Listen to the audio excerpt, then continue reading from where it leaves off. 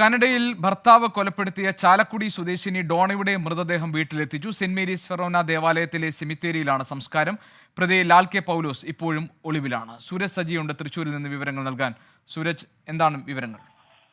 ഗോപികൃഷ്ണൻ, കഴിഞ്ഞ 7-ാം തീയതിയാണ് കാനഡയിൽ ഈ ഭർത്താവ് ഡോണയെ കൊലപ്പെടുത്തുന്നത്. പിന്നീട് ഈ മൃതദേഹം നാട്ടിലെത്തിക്കാൻ ബന്ധുക്കളടക്കം ഏറെ ദിവസം ശ്രമകരമായ ദൗത്യം നടത്തിയത്. ഇതിനൊടുവിലാണ് മൃതദേഹം ഇന്ന് രാവിലെയോടുകൂടി ചാലക്കുടിയിലെ പാലസ് റോഡിലെ വീട്ടിലെത്തിച്ചിരിക്കുന്നത്. ഇവിടെ പൊതുദർശനത്തിന് ശേഷം ഇപ്പോൾ ഈ മൃതദേഹം സംസ്കരിക്കുന്നതിനായി സെന്റ് മേരീസ് ഫെറോന ദേവാലയത്തിന്റെ സെമിത്തേരിയിൽ എത്തിച്ചിട്ടുണ്ട്. അല്പസമയത്തിനകം തന്നെ ഈ സംസ്കാര ചടങ്ങുകൾ പൂർത്തിയാക്കും. ഈ കേസുമായി ബന്ധപ്പെട്ടുകൊണ്ട് പ്രതി ലാൽ കെ പൗലോസ് നിലവിൽ ഒളിവിലാണ്. ഡൽഹിയിൽ ഈ ലാൽ എത്തിയതിന്റെ തെളിവുകൾ ഈ കാനഡ പോലീസിന് ലഭിച്ചിരുന്നത് സംബന്ധിച്ച് കേരള പോലീസും അന്വേഷണം ഊർജിതമാക്കിയിട്ടുണ്ട്.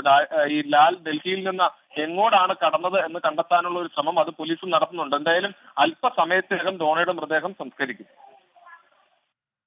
ശരി, സൂരജ് സജിയാണ് വിവരങ്ങൾ നൽകിയത്. വിധി ദിനത്തിൽ 24 മാജിക് ജൂൺ 4-ാം തീയതി ചൊവ്വാഴ്ച രാവിലെ 5 മണി മുതൽ 24-ൽ.